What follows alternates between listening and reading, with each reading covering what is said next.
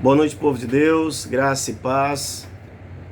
Mais uma vez aqui estamos para adorar o Senhor e eu convido você a tomar parte conosco, até porque esta adoração é a adoração do povo de Deus, de todo aquele e aquela que se dispõe a ouvir a voz do Senhor, de adorá-lo. Sendo assim, não se limitam à placa de igreja.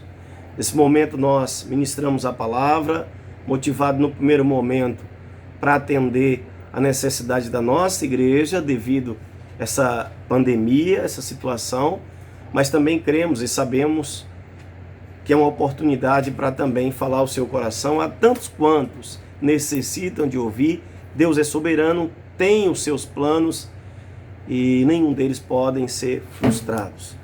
Nesse sentido, nós vamos estar ministrando. Hoje é um dia que estaríamos no nosso campo missionário de Serrinha. Esta palavra seria pregada então direto lá do nosso campo missionário. Não é possível estar lá fisicamente, então estamos aqui ministrando ao nosso campo de Serrinha, mas também aonde quer que a nossa voz chegue, tá certo? Então vamos orar ao Senhor. Feche os teus olhos, se possível, junte-se a nós e vamos falar com o Senhor. Deus eterno, nós reconhecemos que o Senhor é quem conduz a história. Foi o Senhor quem fez as leis da natureza, o Senhor que trouxe à existência aquilo que não existia. Obrigado, Deus, porque não há outro igual a Ti. E nesta semana, quando celebramos a Semana Santa, celebramos a maior expressão de amor. Celebramos a maior história de amor que a humanidade já viu, já pôde escrever. Um amor inexplicável com as palavras humanas. Quero dizer que ultrapassa a nossa capacidade de compreensão. Um amor sacrificial, um amor sem reserva, sem fronteira. Um amor sem palavras, um amor de fato, que é o próprio Cristo. O Deus revelado, amor incomparável, amor que resgata, amor que é remédio para nossa alma, para nossa vida, amor que é de fato o sabor da vida, amor que restaura, amor que limpa, que cura, amor que de fato traz paz, amor que traz vida, que traz sentido à própria existência, amor incomparável. Convidamos a Ti, ó Deus, pela ação do Espírito Santo, a ser presente no nosso meio, e que cada música em adoração, cada leitura, cada oração e a pregação da palavra seja conduzida pelo Teu Espírito Santo, e que o Senhor continue a falar ao nosso coração e ao coração dos ouvintes, em nome de Jesus. Sendo assim, eu quero começar lendo Isaías 53, justamente porque essa semana é uma semana especial para nós cristãos. Celebramos a Semana Santa. Apesar de todas as dificuldades, a fé continua. E a fé que nos mantém no caminho da salvação. Isaías 53 diz assim: o povo diz: quem poderia crer naquilo que acabamos de ouvir? Quem diria que o Senhor estava agindo? Pois o Senhor quis que o seu servo aparecesse como uma plantinha que brota e vai crescendo em terra seca. Ele não era bonito nem simpático, nem tinha nenhuma beleza que chamasse a nossa atenção ou que nos agradasse. Ele foi rejeitado e desprezado por todos. Ele suportou dores e sofrimentos sem fim. Era como alguém que não queremos ver. Nós nem mesmo olhávamos para ele e o desprezávamos. No entanto, era o nosso sofrimento que ele estava carregando. Era a nossa dor que ele estava suportando. E nós pensávamos que era por causa das suas próprias culpas, que Deus o estava castigando, que Deus o estava maltratando e ferindo. Porém, ele estava sofrendo por causa dos nossos pecados. estava sendo castigado por causa das nossas maldades. Nós somos curados pelo castigo que ele sofreu. Somos sarados pelos ferimentos que ele recebeu. Todos nós éramos como ovelhas que se haviam perdido. Cada um de nós seguia o seu próprio caminho. Mas o Senhor castigou o seu servo. Fez com que ele sofresse o castigo que nós merecíamos. Ele foi maltratado, mas aguentou tudo humildemente. E não disse uma só palavra. Ficou calado como um cordeiro que vai ser morto. Como uma ovelha quando cortam a sua lã.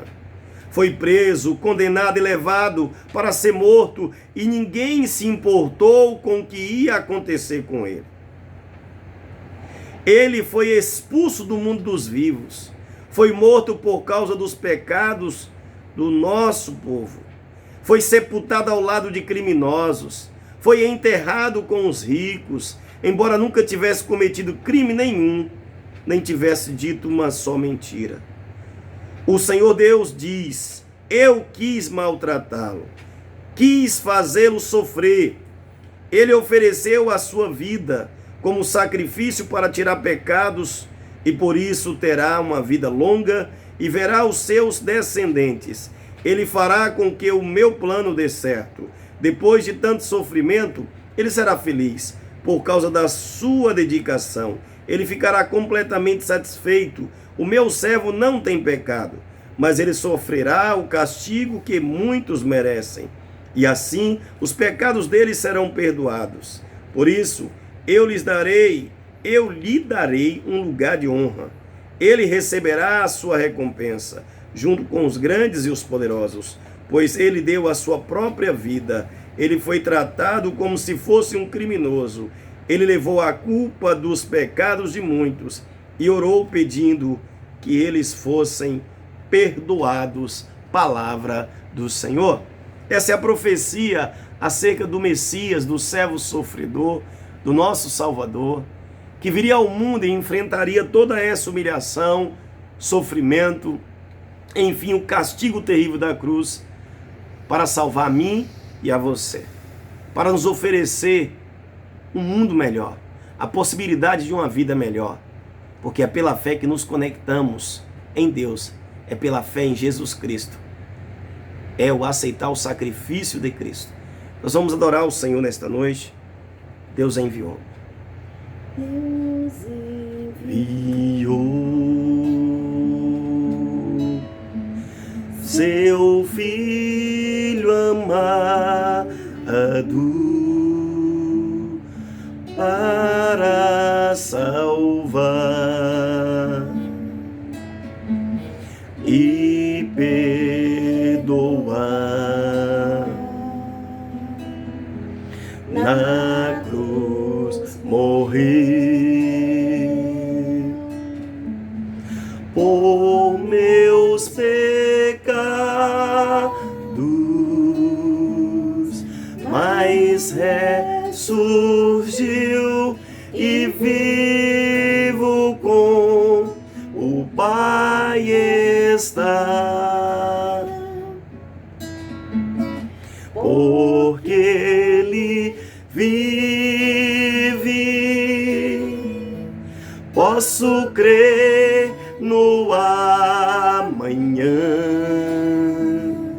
porque Ele vive. Temor não há, mas eu bem sei, eu sei que a minha vida está nas mãos do meu Jesus, que vive está. E quando enfim chega a hora em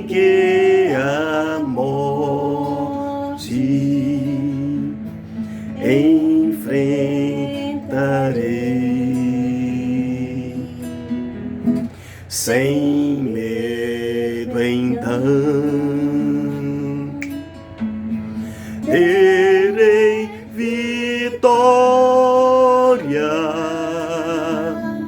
verei na glória o meu Jesus que vive está,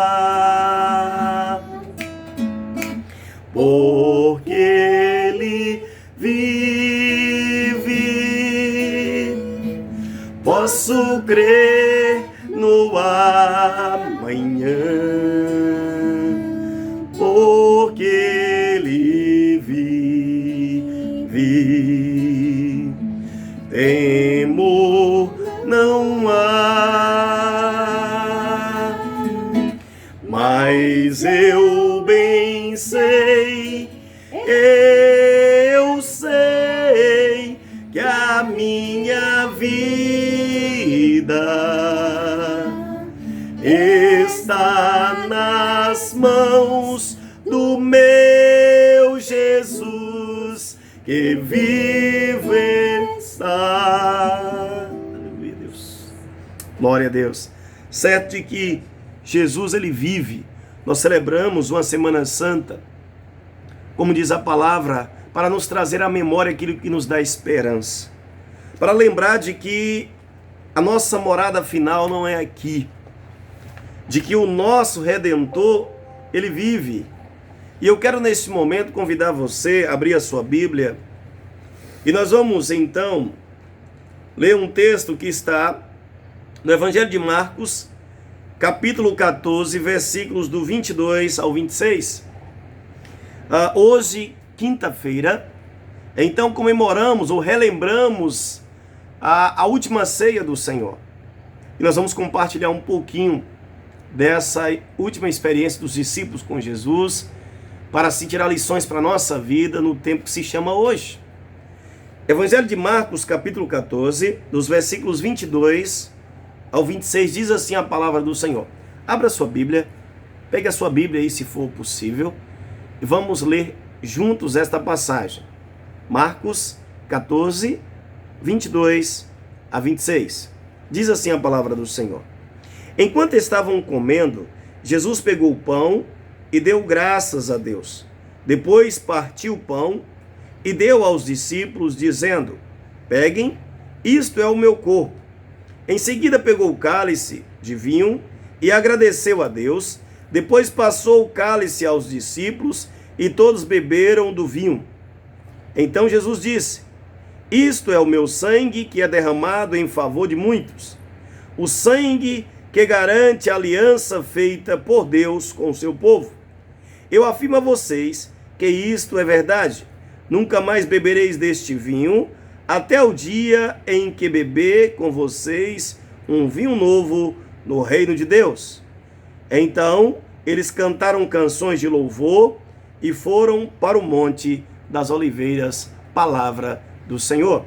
Eu peço a nossa presbítera Sileuza que peça a Deus para falar conosco, que nos ilumine na pregação da palavra nesta noite. Amém. Querido Deus, nós cantamos louvores a Ti, Senhor, porque Tu és digno, porque Tu és maravilhoso, Sim, porque Deus. Tu és o nosso Deus, Tu és a nossa estrela da manhã. Sim, Deus. Deus, fala conosco nessa noite, continue falando conosco nessa noite. Amém, Deus. Nós queremos ouvir a Tua voz, nós Sim, queremos, Deus. ó Deus, sentir o Teu refrigério. Sim, Nós queremos Deus. sentir, sim, a Tua palavra encorajadora para nós Deus. nesses dias tão difíceis.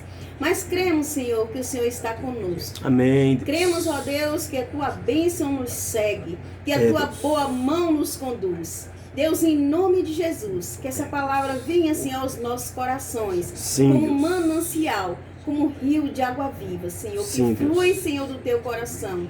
Fala conosco nessa Deus. noite, Pai. E nós te agradecemos em nome de Jesus. Amém. Amém.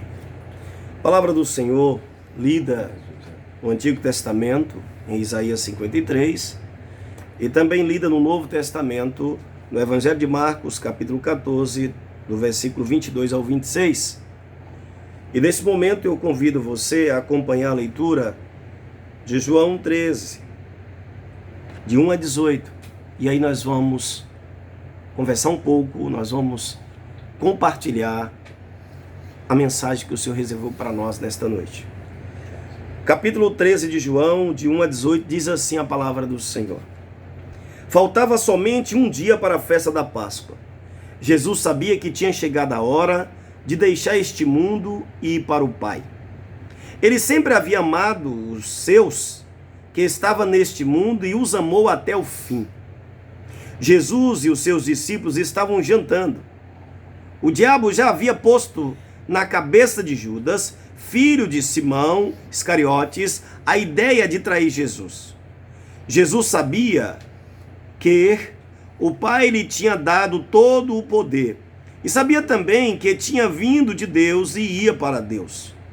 Então se levantou, tirou a sua capa, pegou uma toalha e amarrou na cintura.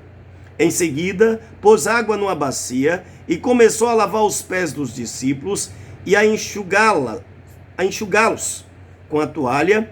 Quando chegou perto de Simão Pedro, este lhe perguntou: vai lavar os meus pés, Senhor? Jesus respondeu: agora você não entende o que estou fazendo, porém mais tarde vai entender.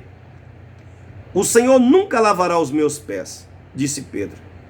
Se eu não lavar, você não será mais meu discípulo, respondeu Jesus. Então, Senhor, não lave somente os pés, lave também as minhas mãos e a minha cabeça, pediu Simão Pedro. Aí Jesus disse: quem já tomou banho está completamente limpo e precisa lavar somente os pés. Vocês todos estão limpos, isto é, todos menos um.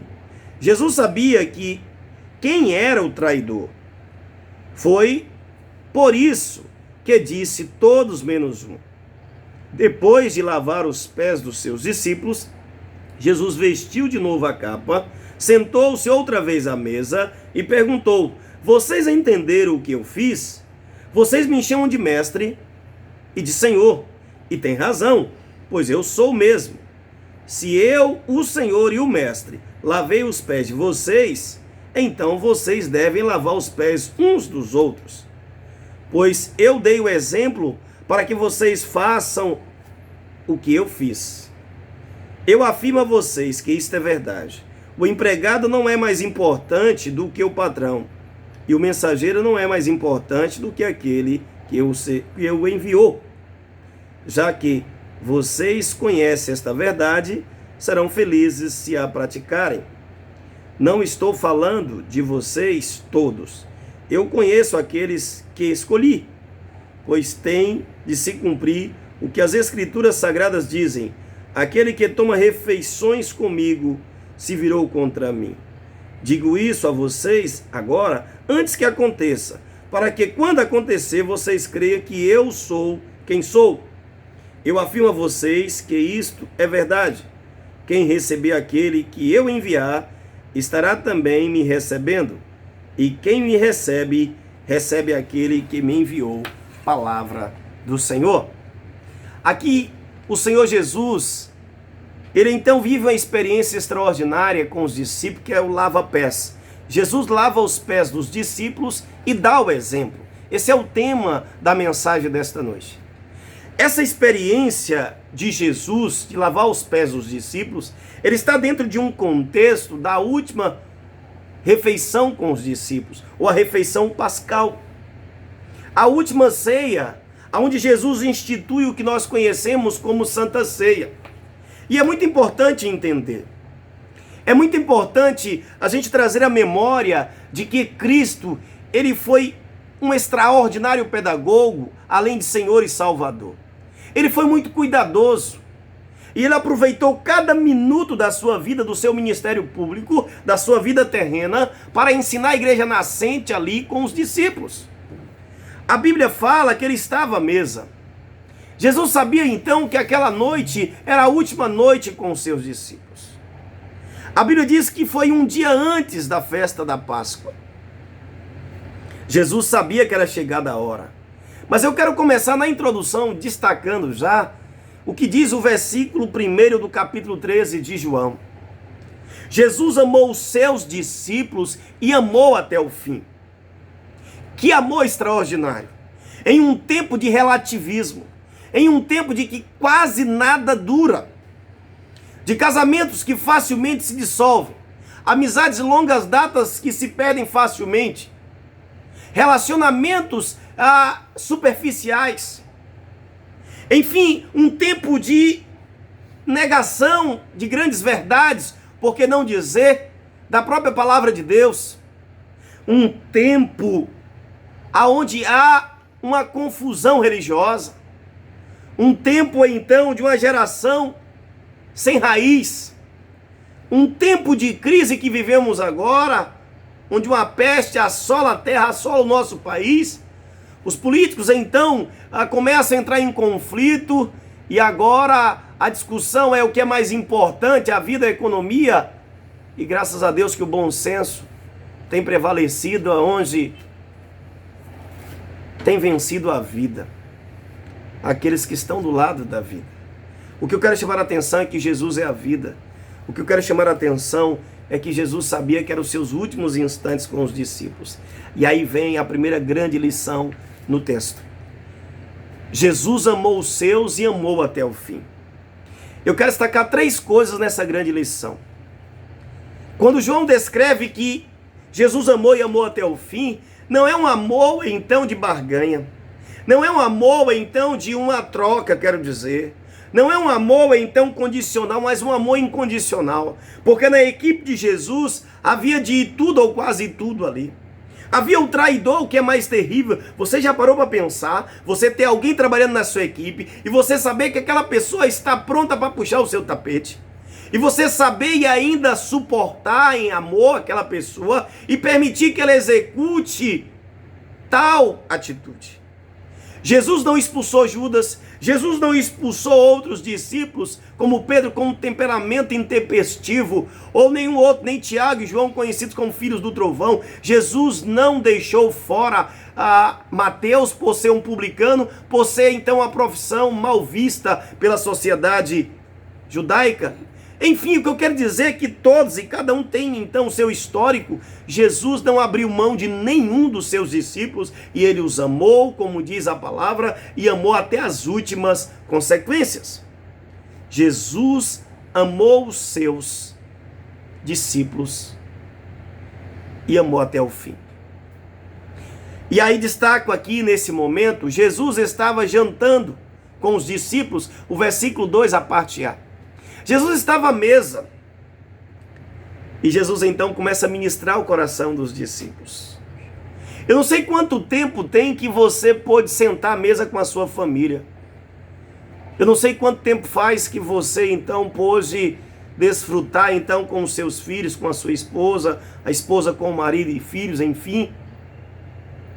Parar e poder celebrar e olhar a família e viver a família e viver a vida.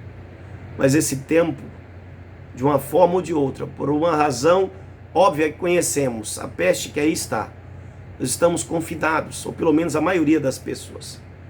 E mesmo aqueles que estão, os profissionais da área de saúde, impossibilitados de ficar em casa, estão no fronte de batalha, na linha de frente, mas também lembra da sua família. E por esses nós devemos orar de uma forma especial, porque muitas vezes emendam um plantão no outro e existem lugares que já estão na exaustão, exaustos. Uma segunda coisa que chama atenção aqui, nesse amor de Cristo, Jesus amou os seus e amou até o fim. O traidor estava à mesa, versículo 2, a parte B. Foi o que eu falei há pouco. Ele estava ali e Jesus sabia. A terceira coisa, Jesus sabia que ia para o Pai. Então perceba, diante de todo esse cenário, Jesus sabia qual era o seu destino. E você? Nós podemos viver aqui 100 anos, sei lá, por muita coisa, 120, se você quiser 150 ou mais, não sei. Não ouvi falar ainda, honestamente, nesta geração, ou no que se compreende nesses últimos tempos. Mas digamos que você viva mais de 100 anos, mas você tem certeza que vai para o Pai eterno? Porque Jesus sabia para onde ele estava indo. A despeito do sofrimento que o aguardava, a despeito da cruz ou do caminho da cruz que ele sabia, da dura traição que seria dentro do próprio grupo de discípulos, Enfim, Jesus sabia, diante de toda essa crueldade e humilhação mesmo que ele iria passar, mas ele sabia para onde ele estava indo.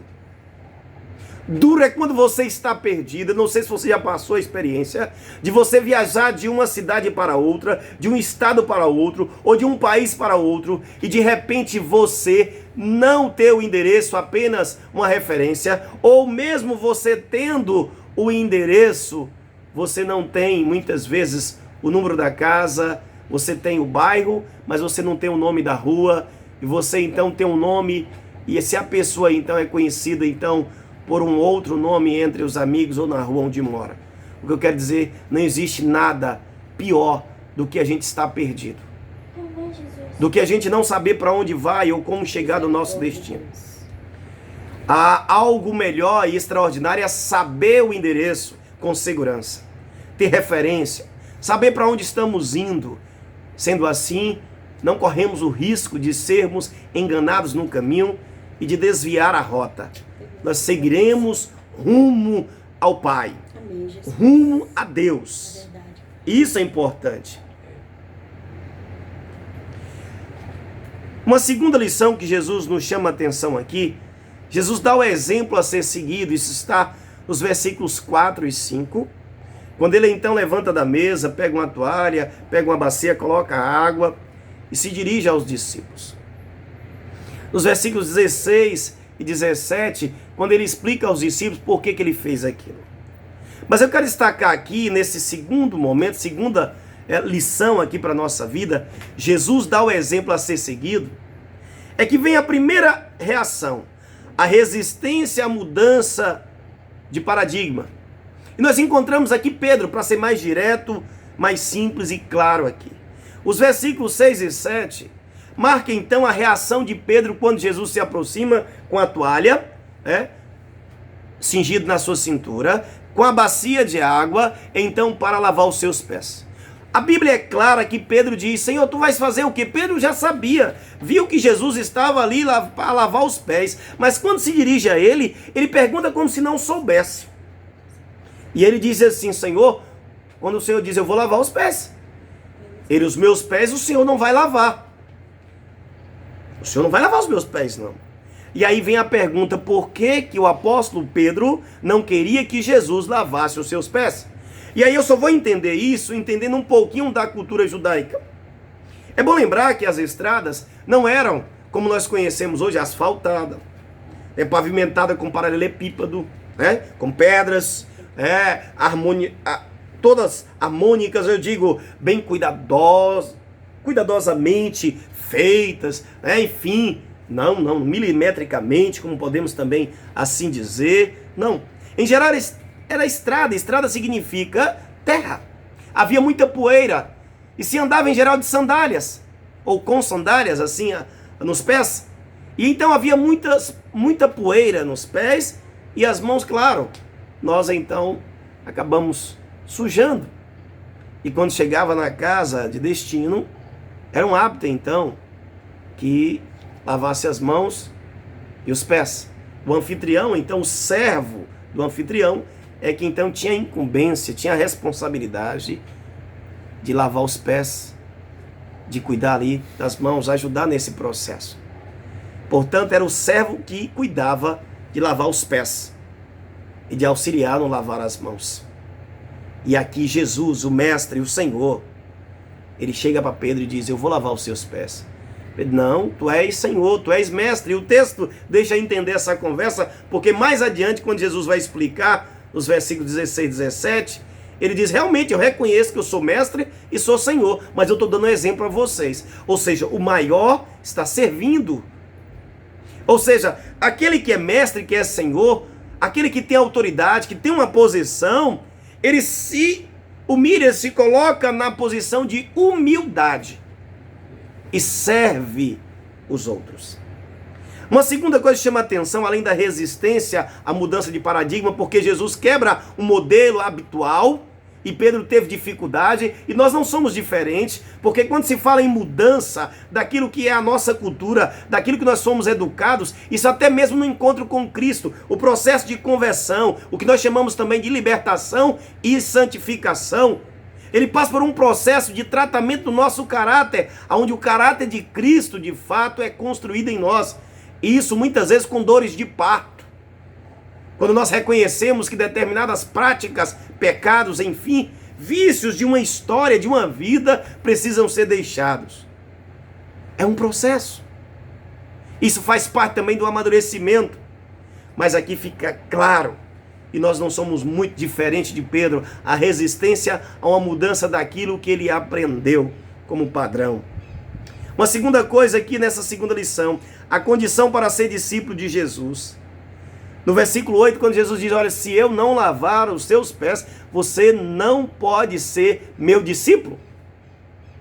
E aí eu preciso perguntar assim, o que Jesus quer dizer com isso? Aqui trazendo para nós hoje, primeiro Jesus está falando justamente de purificação. Mas essa purificação, ela começa na mente, no coração, porque mais adiante, ele vai falar que tem um que não está purificado. E ele vai falar do traidor. Então perceba que Jesus trabalha aqui um jogo de palavras no sentido de que ele usa palavras com uma profundidade muito maior. Para falar não apenas de abluções, o que é isso? De derramar de água sobre alguma coisa, de lavar, seja as mãos ou os pés, mas ele está falando de lavar os corações, ele está falando também de lavar a mente, ele está falando então de uma vida purificada. Mas aí se dá com a palavra, com o ensino de Jesus. Se dá com um comprometimento com os seus ensinos e com a sua vida. Isso ele falou, todos vocês já têm. E aí ele usa a linguagem do banho. Vocês já tomaram banho. E não precisa, agora não é hora de banho, agora é hora de lavar as mãos e lavar os pés. Porque vocês já foram purificados. Apenas um que não foi. E ele se referia a Judas Iscariotes. Aqui encontramos, quando ele diz a condição para ser discípulo, versículo 8, Pedro, se eu não lavar seus pés, você não pode ser meu discípulo. Ele está dizendo que é necessário ser purificado.